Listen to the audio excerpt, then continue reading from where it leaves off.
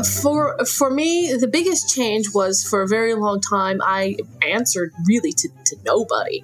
I only answered to myself. If I wanted to go have dinner with somebody or spend the night with someone, as long as everything in my home life was taken care of, I just did it. Welcome to Normalizing Non-Monogamy, the podcast where we interview incredible people from across the entire spectrum of non-monogamy to hear their fascinating stories. We strive to bring guests on the show who have a healthy approach to non-monogamy. However, it's important to remember that everyone does it a little bit differently, and the views and opinions expressed by our guests do not necessarily reflect our own. Additionally, we produce this show for entertainment purposes only. Please be aware that we aren't doctors or therapists. Consult the medical professional for anything regarding your health that you might learn about on the show.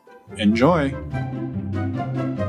Welcome to episode 115. We're Finn and Emma, and today we have an interview with Rapunzel and Colin. This is a very special quarantine episode. Yes. We hope everyone is staying safe and healthy out there. And sane. And sane, yes. We know it's a little scary and a lot of people are freaking out, and try to remain calm and take care of yourself. Yeah, and take care of your loved ones as well. With that in mind, we have some loved ones. Well, not our loved ones, but somebody loves them. I mean, they're great people. We might love them. That's a good transition. I don't care. I'm leaving it in. Oh my God. Rapunzel and Colin are here to talk with us.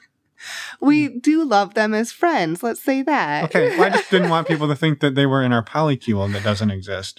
Okay, right. But yes, they're friends of ours. We do love you guys, by the way. Rapunzel was actually on episode 55 by herself, so go back and listen to that, but it is not necessary to listen to this one. Or to listen to that one She wasn't first. all by herself. We were there. Oh my gosh. It's going to be...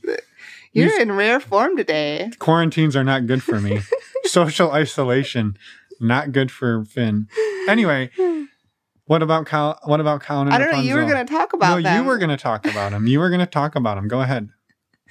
Rapunzel has been doing non-monogamy for quite a while, and Colin is fairly new to it. So this story is a wonderful example of bringing someone up to speed, and they give great advice for how to do that, how to handle that situation when someone has a lot more experience than the other person.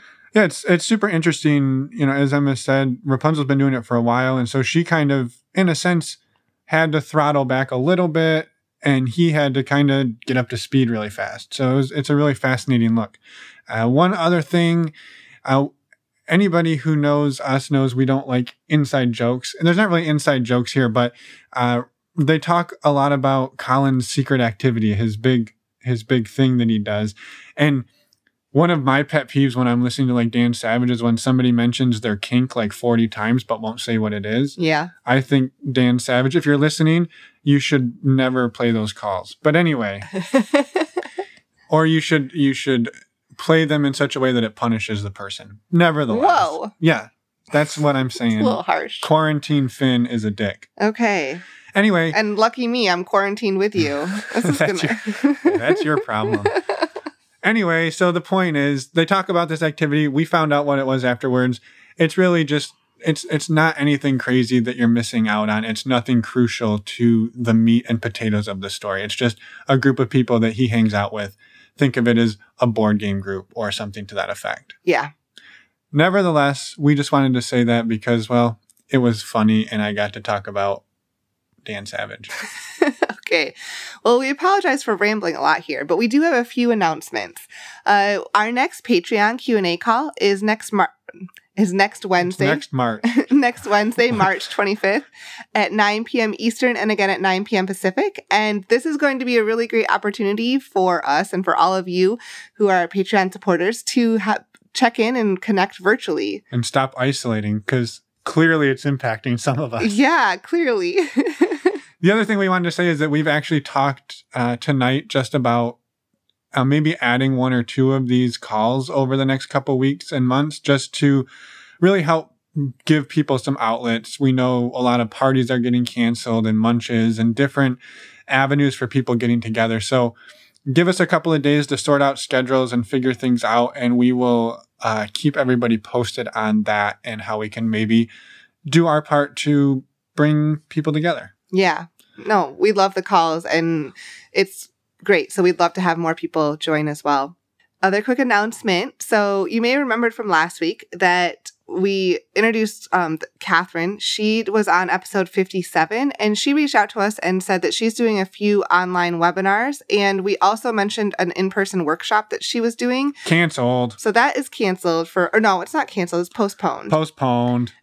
But she's actually adding another online webinar. So if you're interested in some of the topics that she talks about, actually, this first one this coming week on Thursday, March 19th, is going to be on stories and assumptions that we tell each other that might impact some of our relationships.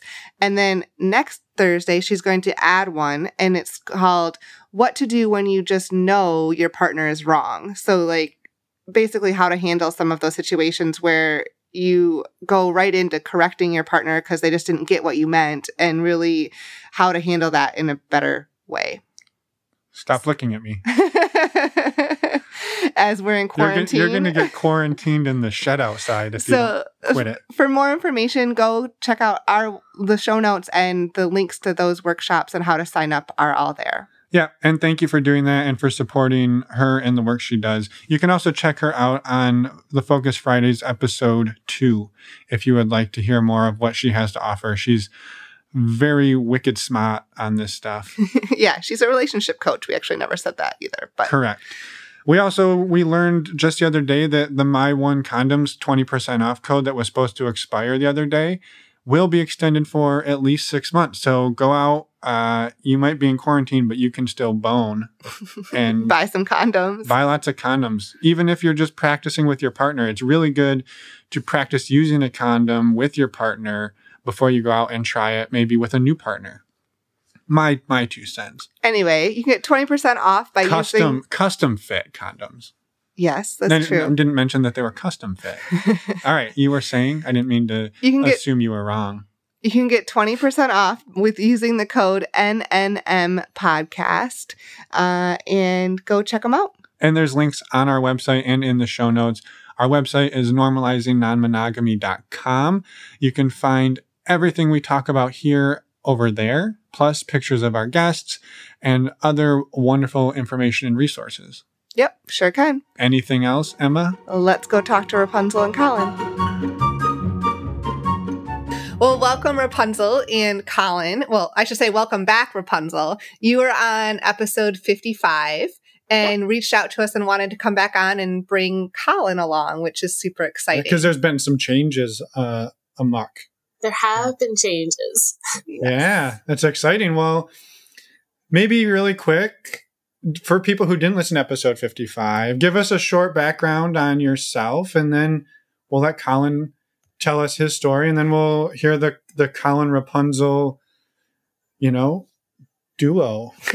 dynamic duo. All right. Well, so I got into non-monogamy pretty exclusively as a swinger with my ex-husband over a decade ago.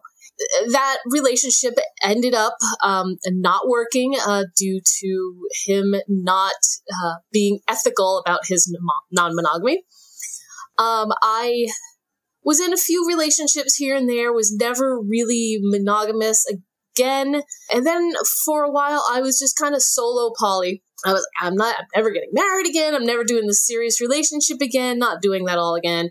Met tons and tons of people through non-monogamy, particularly once I got involved with the swing set. So it was a few summers ago. I was kind of solo poly, had a few relationships going, and just before I went to Desire that year, I met Colin, and he was different, and different in a good way, Colin. I think. Depends on the day. But it was different, and I went to Desire after dating him for a couple months.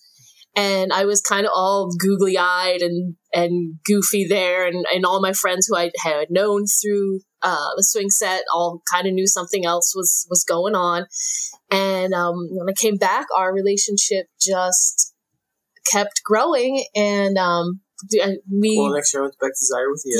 Yeah. He went back to Desire with me then, and the following year jumped right in, and now I'm no longer solo poly. I mean, big exciting news when you introduce yourself too, then, but. I'm Colin. Hi. Big exciting news is we've decided to get married in a couple months in Labor Day. So that's one of the big changes. I'm not aware. I don't think I listened to the whole podcast that you did. So I don't know what else you said. What's changed so much? You didn't listen to the whole podcast when I did it? Yeah. You didn't listen to my whole interview? Slacker. He didn't want to ruin the surprise. I guess he's like, God, I listened to her talk enough. Well, I know this story for the most part. You've told me. I guess that's fair. Yeah. But yeah, so we are getting married, and kind of pretty exciting. This is from somebody who last time you talked to me was like, I'm never doing that shit again, and now here I am. And he said the same thing. Yeah, we said that like our first or second date, like we'll never get married ever. So don't even think about it. I think you might have said that or something similar. Don't ever do anything dumb and ask me to marry you or anything. Yeah. So, and now that's what we're doing. Here we are. So things have evolved. Yeah, absolutely. So I guess on your side, Colin, do you want to maybe share a little bit of your history and background in non-monogamy? Sure, I had none. I don't really have much to say. I'm divorced, so I was in a marriage that ended poorly. But no, I thought it was I don't want to say a myth, but like I always saw I guess what you would say, like the vanilla swinger portion of it, like the movies and the, whatever, and the very sleazy portrayal of the lifestyle, I guess you would say. And I never really put too much thought into it. And if you would have asked me a couple of years ago, it would have been a quick, what are you kidding? No. But then after meeting Amy, of course, I knew after going on our first date, I knew she was very upfront about her lifestyle. You asked me before we even met, you asked me if I was poly, and I said yes, and I asked, how do you know that? You said there's a lot of poly people in my community. Oh, well, yeah. I mean, I wasn't... So it wasn't foreign to you. Yeah, I mean, to me, poly, swing, it was all the same thing. Like, that was all very, I didn't realize there was such a division between people that considered themselves polyamorous and people that consider themselves swingers and just kinky in general. That was all lopped together in one crowd for me. But when I met Rapunzel, everything kind of like expanded, and I came to it. I think I came to it very naturally. She told me some of the ideas, and I was like, oh, that makes sense. Of course. Yeah. Like, why not? Why not live like this in a way that kind of doesn't deny your natural proclivities anyway, and be just, open. So, I don't know. Right when we started dating, I didn't know what to think. I didn't know what I'd do until we had a couple of discussions about it. We started out with like kind of, as I see it now, like restrictive rules. Like, yeah, you can see other people, but I need to be there. And she was yes, you were very supportive with it. Oh, it's true. Yeah. I was like, can you please be patient with me? Because like, I think I can get to the point where you'd like to be, but I can't get there right away. I think I likened it to like a master's level course, and I had to dial it back. Like, I can't throw you right into the master's level course. But it was a lot, and I guess a Desire at times it hit me pretty hard with all the emotion. But I guess that's not here and there nor there. We did a lot of discussion. We met a lot of people before we actually did anything in the community, which was a huge help. I was actually pretty adamant about the year before we went to Desire.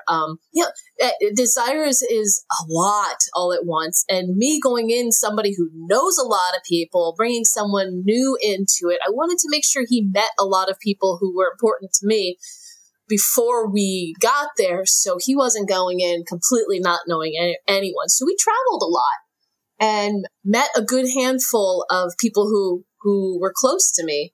So I think that helped as well. Yeah, it did help. And then when we started... see that they're real people. Yeah, when we started kind of hooking up with them and things, like almost very quickly, those rules kind of went out the window. It was like, it went from, I need to be there if you're doing anything with somebody to, yeah, go do what you need to do. This really isn't as big of a deal as I imagined it to be. Yeah, because when you have that level of trust in the relationship that I never really had before, because they were failed relationships anyway, it's different. And that's really what kind of turned the corner for me with the whole thing. Yeah. Well, so what did that look like early on when you first started doing this, right? So you went to Desire like a year into your relationship. Yeah. And you said over the last year, you traveled a lot and you met people and you wanted to introduce Colin to as many of your tribe as you could. And so you talked a little bit about the rules you had in place, but what did it look like for the first couple of months, right? Because you kind of walked into somebody who was solo poly. And I imagine, Rapunzel, you were accustomed to a certain lifestyle in a sense. And now you have somebody else in that who's never done this before. So, I mean, how did that look in the early days? How did you handle that balance? For me, the biggest change was for a very long time, I answered really to nobody. I only answered to myself. If I wanted to go have dinner with somebody or spend the night with someone, as long as everything in my home life was taken care of, I just did it. So that was a bit of a change. But on the other hand, we were pretty inseparable in the beginning, and kind of still are. But like, I still kept my friendships and relationships up with other people, but I was honest with them and said, I met the person that I think might be the person, like my life partner. And those relationships kind of took a little bit of a backseat, but they were all very kind of casual to begin with. So I would be very honest with Colin. And even then when I went to Desire, when I was there, we were just starting to date and I was all googly eyed and everything. He did say to me, he's like, I know that you are going to go with these people there and you're going to have sex with them and whatever. And I don't really want to know. So at that point in our relationship, it was whatever he was comfortable with. Okay. You don't want to know. I'm not going to not do stuff. But if you are telling me you don't want to know what I do at Desire, then that's fine. I'll respect that. Yeah, I think that's because it was we were still very much an NRE when she left. And that kind of kept my vanilla mind sane at the time. Mm-hmm. I had a lot of, in previous relationships, I had a lot of like, I was cheated on and stuff like that. This wasn't the same thing. But parts of my brain felt like the same, and it was, I don't want to say it hurt, but I know that, but I knew you cared so much about me even then. Do you remember some of our local poly friends reached out to you and like took you out for a beer and hung out with you and kind of reassured you that it's okay, she's coming back? Yeah, that helped a lot too. It was very like, he came over and he kind of went over some stuff, and it's very natural to feel the way you do. And I wasn't torn up inside, but I definitely, I didn't want to know exactly what was happening. Yeah, for sure. You're like you said, you're kind of in that NRE phase where people are inseparable, and now your partner's going to basically a sex resort, and you don't get to go, right? There's no, and now you've experienced it, right? And you kind of know, like, there's no sugarcoating what it was. It wasn't just I'm going on vacation. It was definitely a very targeted type of group. And so that I could see how that would be really tough. And that you were able to work through that and come out and you're like, that's sort of like walking the gauntlet on day one, right? Like that's, yeah.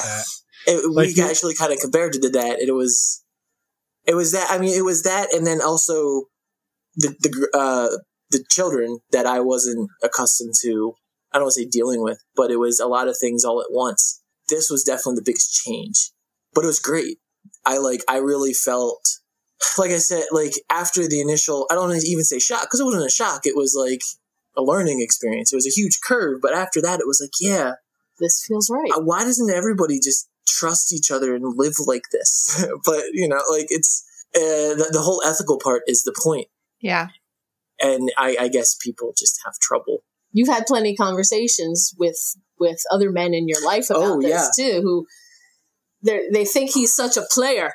There's one person in particular who called him a player. Yeah. And he's like, no. Yeah, he's like, I wish I could live like you. I was like, well, you can. It's actually quite easy. Just talk about it. Like, discuss it. Have open communication. He's like, no, I couldn't let her do things like that. And I couldn't let her get on other guys like that. It's like, see, that's the problem. It's, you're not being fair. So if you can do it and she can't, that's not what I'm doing at all. People very much misunderstand. And I remember the very first conversation I had after I started living that lifestyle, and I was able to use a lot of terms and talk about it in the way Rapunzel did to me, and kind of educate somebody. And they're like, oh, so I get it. That's kind of cool. I'm like, yeah, it is kind of cool, but it's not for everybody. And like I said, you have to be very open with your partner, and everybody's got to know about everything. There's no restrictions like that. No secrets. No secrets. Yeah. No secrets.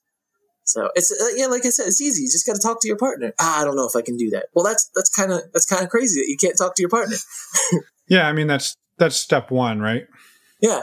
Yeah. Yeah. And we started on a very open basis, me and Rapunzel and I, and that, I think that's what facilitated the ease of transition, and her willingness to ease it in, to go very slow. Easily, yeah, maybe. To take baby steps. Yeah, exactly. But then it's like his first few steps were baby steps, and then it was like step, mad dash, and he just took off with it, and total natural, and like he's always been here. I remembered when our friends came out to visit us, and we were all kind of laying there snuggling naked, and you said to us, is this what it's like at Desire? So there's like 4 of us, and we're snuggling naked after playing and spending the weekend together with these people, and like having dinner, and just connecting on a real human level. And we're there snuggling at the end of the weekend. He says, is this what it's like? At Desire? And we said, well, it can be if that's you make it that way. But it became clear to him that it wasn't just sex. Yes, there's sex. There's lots of sex, lots of awesome sex, but it's not just sex. Well, it's not, especially that week, it seems like that's not what the focus kind of goes from the physical to the connections. Which leads to the physical. Like, and, I mean, I'm not speaking for everybody, but from what I've seen, and that's the way to do it. Like, the whole vanilla swinger community, that's what I would never, like, it sounds awful. Like, the whole, I don't even know how else to call it. And, doing it with the connections you have, and the honesty and the love, and just the openness to being yourself is the way to go. And as a person, most of my friends have commented on changes, not drastic changes in their personality, but definitely changes in personality for the better. And I've seen things in organizations I belong to that past me would have probably overlooked, and present me is like, wow, that's fucked up. And I need to do something, either do something about it or just not be a part of this anymore, which I'll forever be grateful for, no matter what happens in the end. Because everything that has changed has been for the positive, like, by far. So I guess my point is the whole non-monogamy, polyamory aspect of everything opened up even more channels to, kind of seeing through the bullshit in life. You deprogrammed really fast. Yeah, that's what you called it, deprogramming. Yeah, on a lot of different levels. And it was great. This was a catalyst. What are you saying? Beyond the catalyst? That was a catalyst? Yes, and the whole lifestyle. The lifestyle was a catalyst. Yeah. I mean, do you mind talking a little more about that? I think, because that's huge, right? Yeah. Like, what are some of the shifts that people have noticed, I guess, in you, or that you've noticed in yourself? In myself, I used, when people use certain terms, especially like misogynistically, I pick up on them a lot quicker than I did. Even the subtle, and the very subtle misogyny. It's I don't know what happened, but it's much easier to see you hear that. Maybe it's perspective, maybe seeing things from, opening myself out, seeing things from so many different perspectives. It's like, wow, that's something I might have said a little while ago. And wow, that's kind of messed up. And while we all want to grow as people, I'm glad. I can't be, I'm sorry, I can't be a little more specific about it, but it like things that I probably even wouldn't say out loud. I'd hear a friend or see on TV or shows I don't watch anymore because maybe that comedian is like, I thought I had a dark sense of humor, but maybe I was just an asshole, like. Right. I don't know. I mean, it really opens your eyes up. As far as other people, I think the way I talk about things, as far as like being compassionate about things and not putting up with certain levels of hate or just intolerance or things like that in daily conversations have definitely changed. And when I mentioned the very first time I was able to talk to somebody about the lifestyle, I didn't go from kind of in the past. I might have been like, well, who are you to say what I'm doing is fucked up? No, fuck you. I went from that to like, well, let me explain this to you and let me educate you a little bit.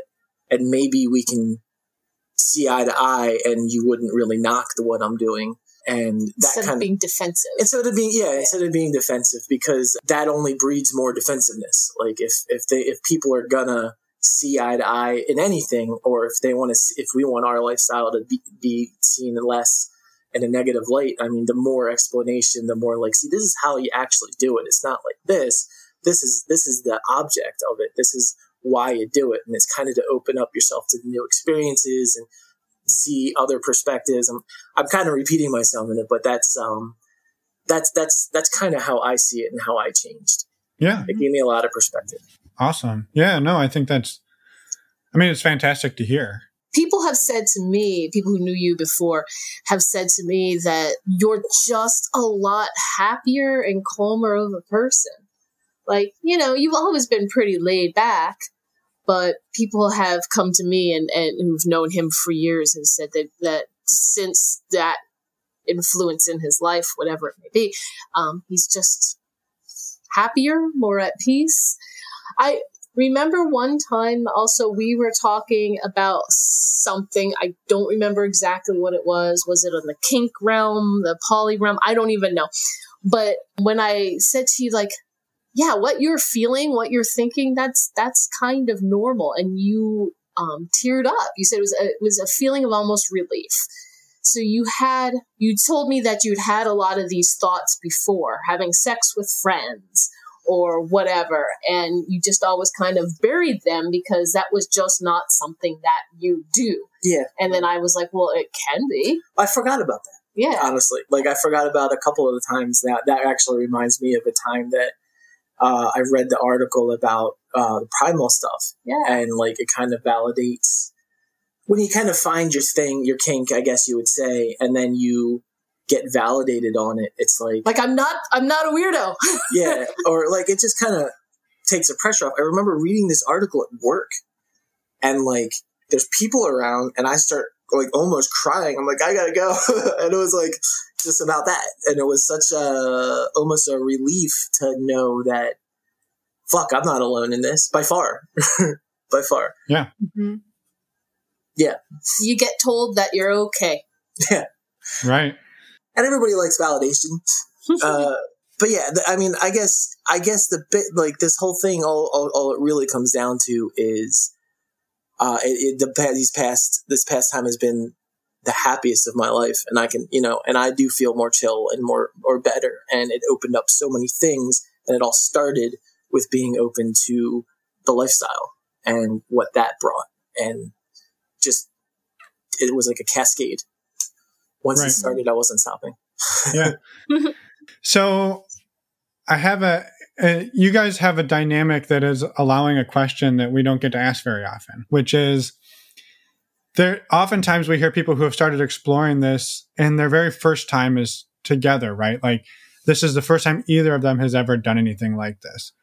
But in your case, right, I'm assuming there was a time and experience where Rapunzel, you were in your element. You knew exactly what was going to happen. Probably you knew the people.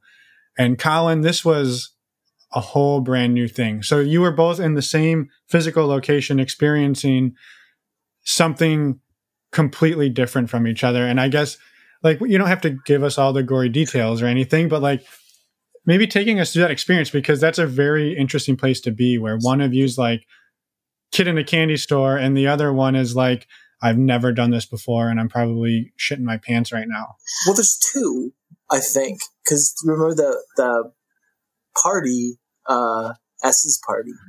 Oh yeah. But that wasn't like, that wasn't I don't know, quite the same. Yeah, so I guess it was the time In the hotel. When Rapunzel mentioned earlier, when I asked her, is this what desire is like? It was my first like group experience. And it was actually kind of funny. Can I take over? Please. It was pretty funny. So my best friend and her partner came out here. They visited us. I met them my first time at Desire. So they came out here and visited us.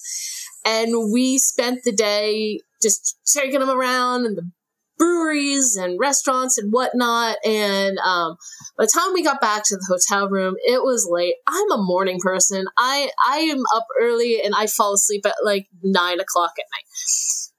So add in all the activity and the alcohol and whatnot. We got back to the hotel room and, things are kind of, Colin and the female side of that couple, they kind of had a connection and things are going on. I just like, yeah, I'm tired. I'm going to bed. You guys just do whatever it is you're going to do. And I just kind of like went away. That's not what you said. What did I say? You said something that ended up with, when you eventually have sex, you should come and fuck on me. Oh, but I did tell you I was going to bed. Go do whatever you're going to do. But don't wake me up. Yeah. So they did. Yeah. It was. I mean, so in my perspective, like she said that, and I was like, well, I mean, I kind of knew that was the game, but like the first time I've ever heard that from a girlfriend, hey, I'm going to go to bed. You can fuck her or do whatever. It's fine. Cool. And I did. And then the whole experience as a whole ended up us Rapunzel waking up and we got together as a group and I felt zero reluctance and was very comfortable. That's awesome. So like, so as opposed to like, it sounded like you were almost saying like, was he nervous? And I was like, yay, this is going to happen. It was more like he just went in and did it. And I'm like, I've done this before. I'm tired. So, and I went to bed. Yeah. So that's kind of how the first time really happened. I guess though, if the first time that you went off on your own and I was present, was Desire, I believe. Right? I think so. Yeah. And, that was on me, even though cognitively I knew what was going on. That was a little rough, to be honest. And it was, even though we've been doing it for a while, that's the first time that happened. I went and hung out with mutual friends and they, assured me everything was fine. And I was not going to make a big deal of it because I knew it was my own problem.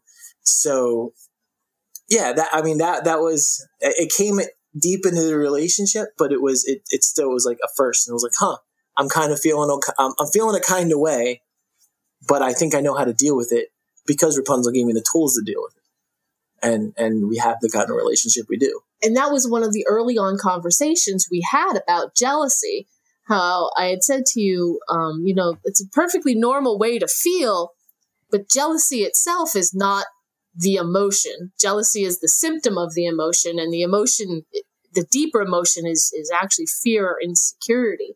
But the key is recognizing that it's your fear, insecurity that's going on, and it's not the other person's responsibility to fix it. So, we went into the situation knowing that was going to happen. I mean, hell, before I went off on my own, you went off on your own. Yeah, I was first, but you were first. So we knew that was going to happen, but we talked so much about how like, the base there is the fear and insecurity, and you need to kind of confront your own fear and insecurity instead of turning around and putting it on the other person and making it their responsibility. Take responsibility for your own emotions. Yeah, yeah. That was a very early conversation we had. And that was one of those conversations we had where afterwards you were like, huh, that makes sense. Yeah.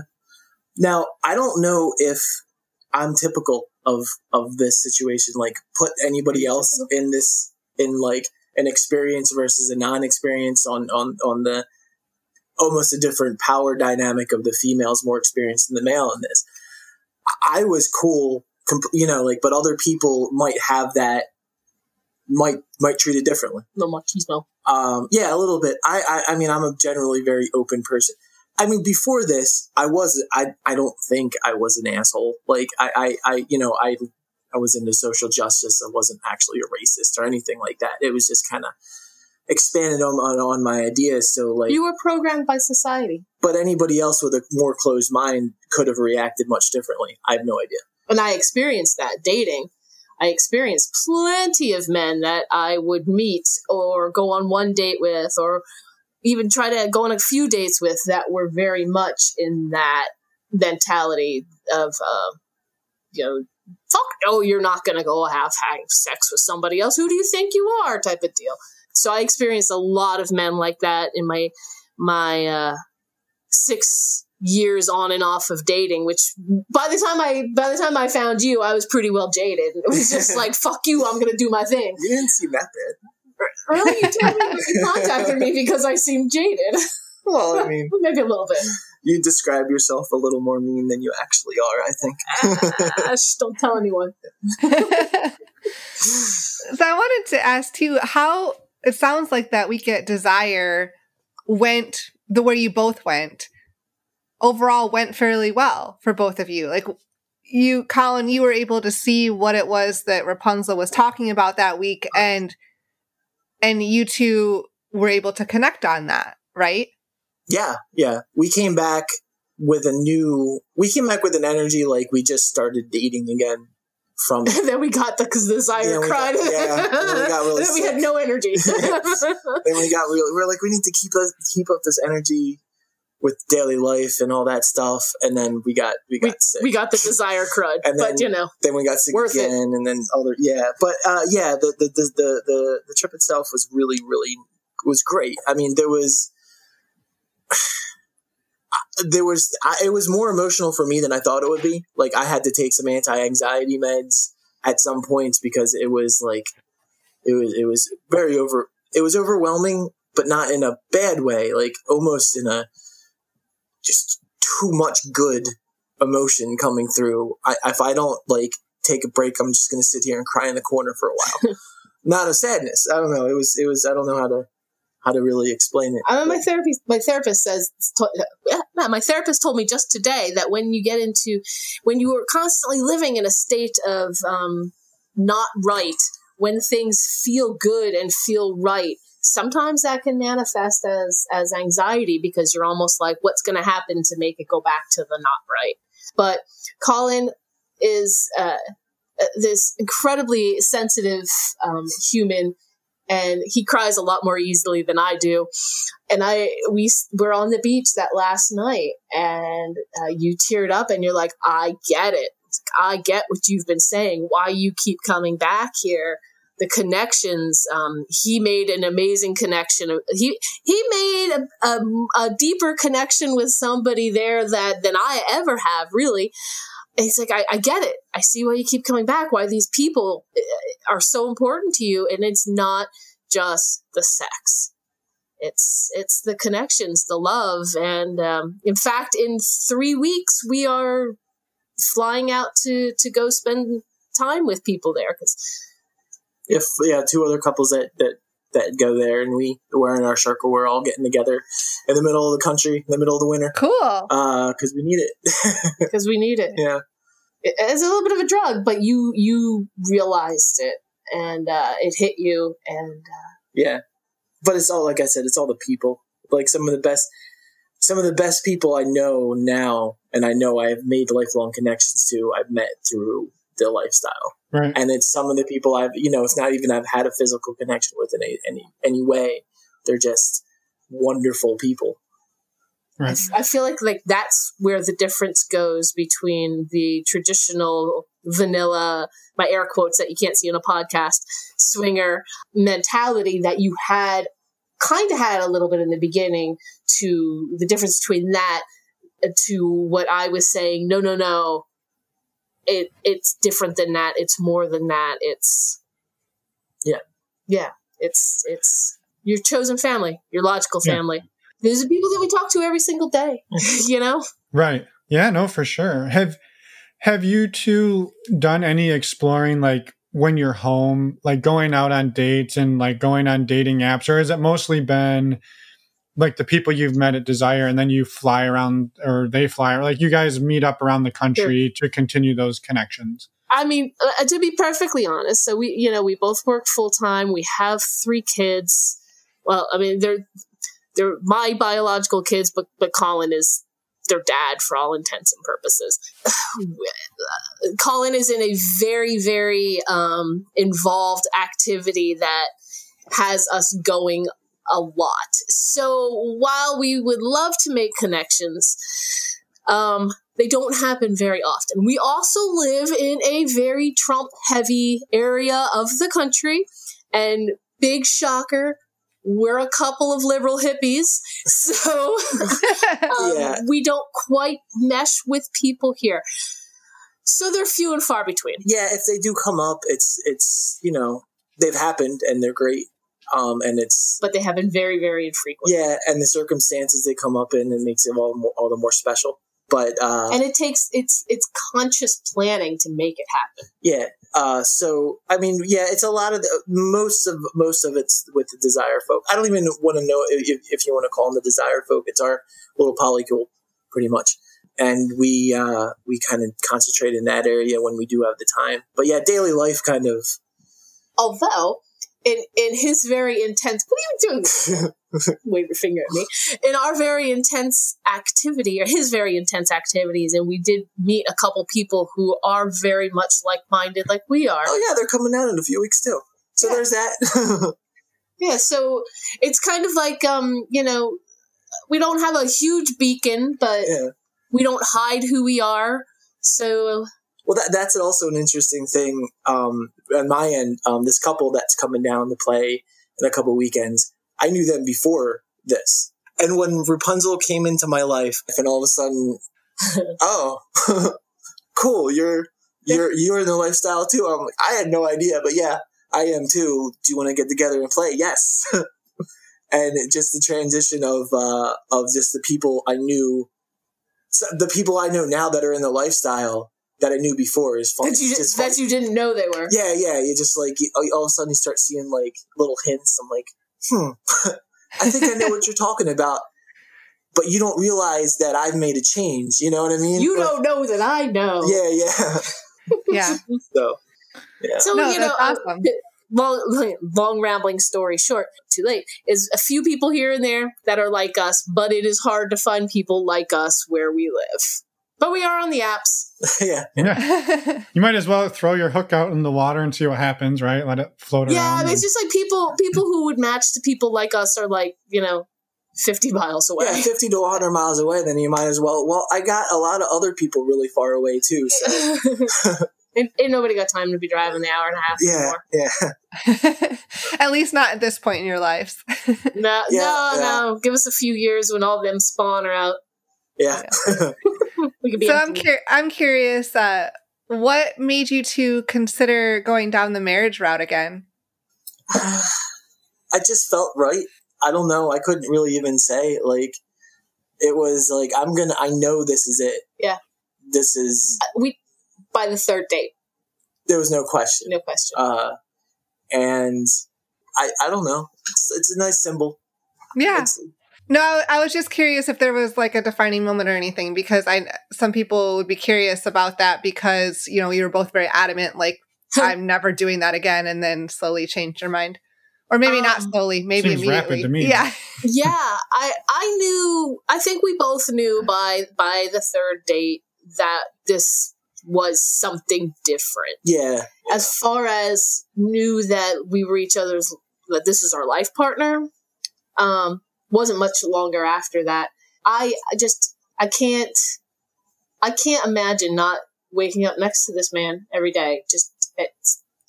I've never had that. I mean, I have done the marriage thing. I've done the marriage thing twice. There was no way I was doing this shit again.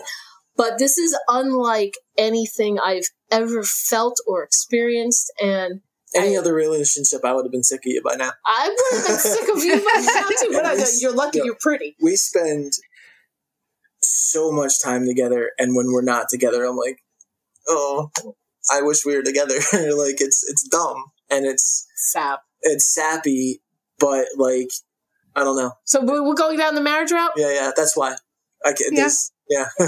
Because it's just, it's one of those things you can't really put into words. You just know.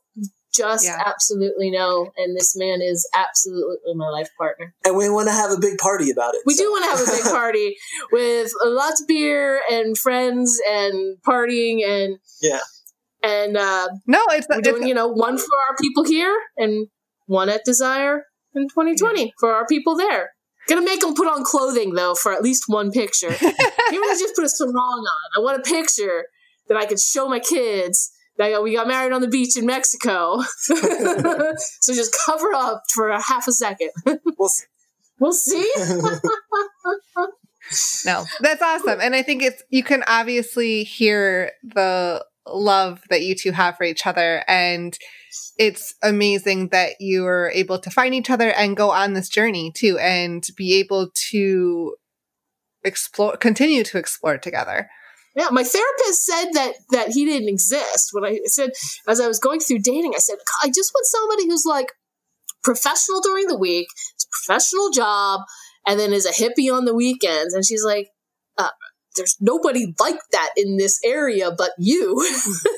And she's like, and then also to find a man who is okay with a woman being as kind of strong and dominant personality. Because, I mean, let's face it, like my kids say, you really think mom's not in charge? He said, she said, men like that don't exist around here.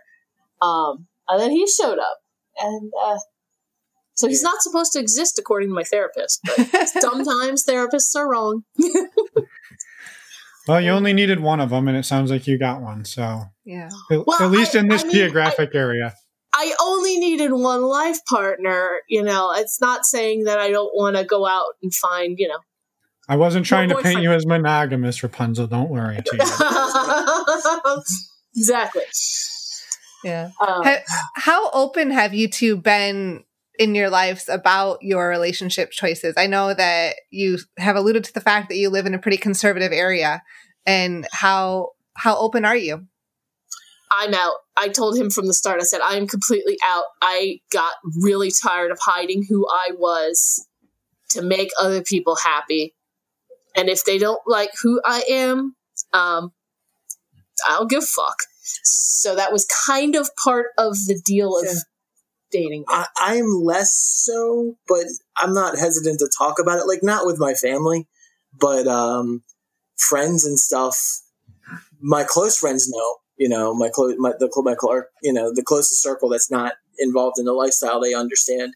But it's also not uncommon in the community. Yeah, I mean, the kids even are like, we just talked about this tonight. They're like, we have a poly friend. Can they come talk to you? It's like, oh, yeah.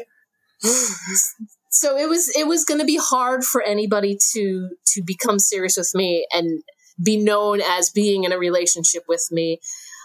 Because once you're out of the closet, you can't go back in, no matter what the closet is, you know?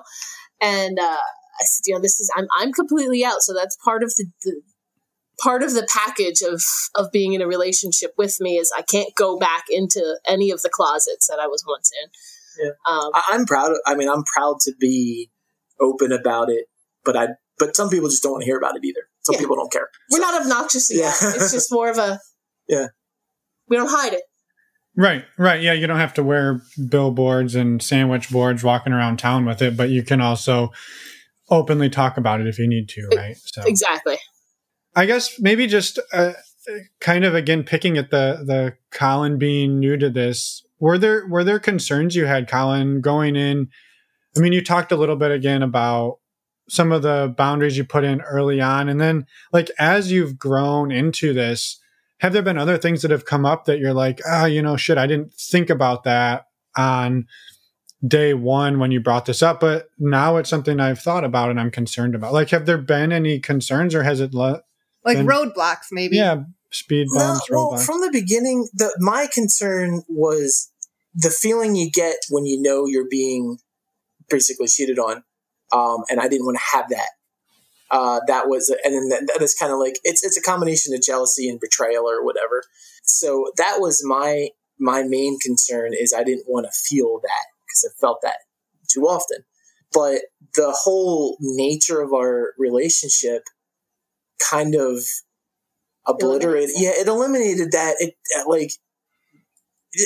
Not right at first. Like, that was a concern for me. That's why I was like, this is what I need to have in place to have this to me to be comfortable. But then, I don't know. Like I said, it reached a certain point where the rules didn't really matter, and going into it, I guess the second part of your question, was there anything later on that I kind of didn't think about? That would be after realizing, what it is. It was, I don't need any rules. Like, as long as the rule is we check in with each other and we kind of like know what's going on in a manner. My realization was, with the trust we have, we don't need to have these rules in place other than like the very basic, like, we're our primaries. And if I need you, you come. Otherwise, do what you need to do. Be safe, be honest. Yeah, be safe, be honest. That was always, I think, so what you're saying is the realization wasn't necessarily that you thought of something that you didn't think before, that like you wanted to put a new rule in place, but it was more like, I didn't need the previous rules. Yeah, you thought you would be way more uncomfortable with it than you were. Yeah. The one thing I'd say with regards to you is you learned about yourself that you're not really into any type of casual sex aspect. Like, for you, you said that. Yeah. Like, when going to Desire, I was like, all the sex. With everyone I can. Let's do it all. And then, like, after like the first person that I didn't really know that I had sex with, I was like, I don't need to really do that again. Like, I want to know, I want to know you. I want to not just, have sex with you. It was way more about the emotional connection for you. Yeah, it was like almost mechanical, because I don't know this person. I don't know what you like, in other than the most like direct terms I got from you 5 minutes ago, So like, I did that, and I was like, that wasn't what I thought it was going to be like. I don't know, maybe more repetition would have changed that, but I'm not really interested in it. I'm more interested in the connection and then the physical, than just random strangers or random hookups, which I was surprised, honestly. I thought I'd be like all about it. And it took me for a surprise. So I'm definitely a lot more of a poly person than any kind of a swinger, if we're making a difference between the terms. Yeah, I think that's awesome. A lot of people, when they first start into non-monogamy, are really concerned or scared about health and safety. Was that ever a concern of yours? I mean, I shouldn't say I was always pretty safe with sex, because I definitely wasn't. But Rapunzel is very conscious of that, and with that in mind, getting in that mindset makes it easy. We get tested twice a year, or once, whatever she says. And we always use protection. We have our elevator speech. And it's just kind of it's from the beginning, it's like, this is how you do it. Okay. So not really. With our circle, like with our people, like I trust them pretty implicitly with what they're telling me is true and all that. And I really haven't given much thought to the safety aspect, just because of we're pretty safe. So no, it wasn't scary. I don't think so. I am kind of, what's the word? Careless with things though too. Like I don't tend to really worry about things too much like that. Maybe you're comfortable with your level of risk that you're taking. There you go. I'm most comfortable with the level of risk I was taking, so I didn't really think about it. You were very much, I think, a product of our society, in that people aren't well versed and well educated in sexual health unless they make a point to become well versed and well educated in sexual health. It's not a standard, unfortunately, in our schools. It's just not a thing that most people know.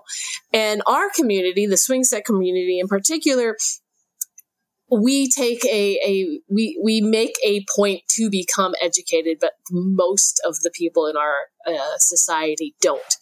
So you were, when I met you, pretty standard in that regard. I mean, you did not have the education that the people in my community did. Sure. So, and also being a medical professional, being somebody who's very interested in sexual health, and trying to get into that field, I did take it upon myself to kind of educate you a little bit more in it. And but that's definitely the way to do it too. Yeah. Like, I think that's the absolutely right approach. Like, just, this is the way this is done because of safety issues. Don't even question it. Okay. Like, I don't know. You got it when we. Yeah, I mean, really what it comes down to is you don't want to put anybody else in danger. And that's what I'm most concerned about. Like, I would never want to put anybody in danger, so I'm going to be as safe as I can be. And I am safe, so I don't really worry about it. Yeah. That's perfect. And we appreciate you sharing, because, everybody comes at it slightly differently, and it's just awesome to get another perspective. So thank you. Well, how about a blooper? Okay.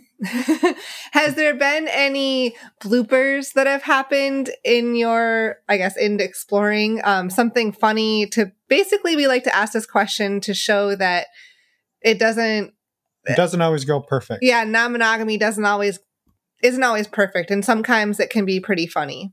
The only thing I can really think of off the top of my head would have been, I don't want to say the event, but it was the event where we were plied with a lot of alcohol. Oh, yeah. We hook up with a lot of people we didn't expect to hook up with, because it was not a night to be hooking up with everybody. Well, we're hooked up with a lot of people, but so Colin is in an activity that holds a really big yearly event.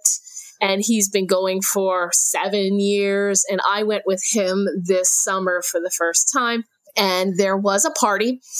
And we happened to have a friend of ours who is a bi woman and is also non-monogamous. And we hadn't hooked up with before, but we had spent a lot of time with. And she just happened to come in for that day. This isn't really a blooper. I mean, it ended awesomely. Well, I mean, just unexpectedly. So we went to this party. She went to this party with us, and part of this party, they gave us whiskey, and then they gave us more whiskey because we were the guests of honor at this party, and they gave us more whiskey, and then some people gave us tequila. And then everybody was topless. And then all of a sudden there was lots of making out and boobs out at this party with these people that Colin has known for many, many, many years.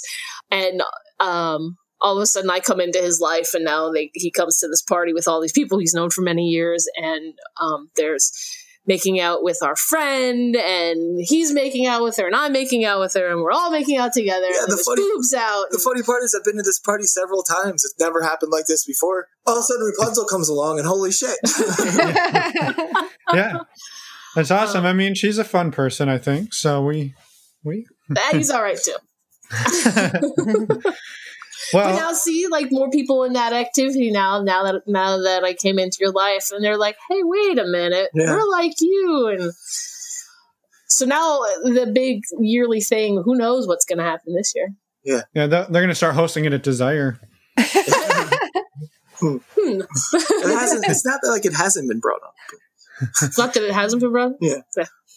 Well, I mean, is there anything... Thank you for sharing that, by the way, and we'll call it a blooper. It's fine. We don't have a strict regulations on what a blooper is, so that's okay. Not at all. But is there anything that you two didn't share that you wanted to maybe touch on before we let you get on with your evening? No, I mean, I talked way more than I thought I was gonna. That's good. It's a podcast. You're supposed to. I mean, like, even just tonight, just talking through everything, coming to the realization that not the lifestyle and non-monogamy isn't just about, sex. It's about being open, which opens up other avenues of your life that just further enriches them in who knows where it's going to go. And you certainly didn't expect to be 2 years ago. You didn't expect to be in this position in your life, I'm sure. Yeah. I mean, it's, and then things every day, something's a little bit new and unexpected, and it's wonderful, and everybody should try it, or not if they don't want to. I don't know. You know what non-monogamy has really done for me is it has allowed me to be more self-aware, more cognizant of my actions, and has allowed me, allows not the word, it has encouraged me to take responsibility for my own actions, my own feelings, and also, this is really important, to be forgiving when the other person fucks up, because we are humans. We are going to fuck up. There was one instance where there was a major fuck up, and I would say old me would have, old by, maybe a few years ago, would have held a grudge. But once the fuck up happened and he said, yeah, I fucked up, I was able to say, yeah, we're human. We're going to fuck up. And I think one of our first rules was no intentionally hurting each other. No intentionally hurting each other. And when you accidentally hurt the other person, because you will, because you're human, own it, apologize for it, and then accept the apology and forgive and move on. Because otherwise, you're just going to crumble. And that's kind of what we've adopted. Yeah. Yeah. That's awesome. And thank you so much for reaching out and wanting to come and, share this transition in your relationship and have Colin share your story too. And, we love it when guests come back on and share some more of their journey that has evolved. So thank you very much and being vulnerable with us too. Thank you for having us. Thank you for having us. This was really fun. Awesome. Well, with that, we'll let you have a wonderful evening, and we'll be in touch for maybe a round 3. Who knows what your polycule will look like next time, right? So. Yeah, it's late here, man. Why you got to get the party started so late?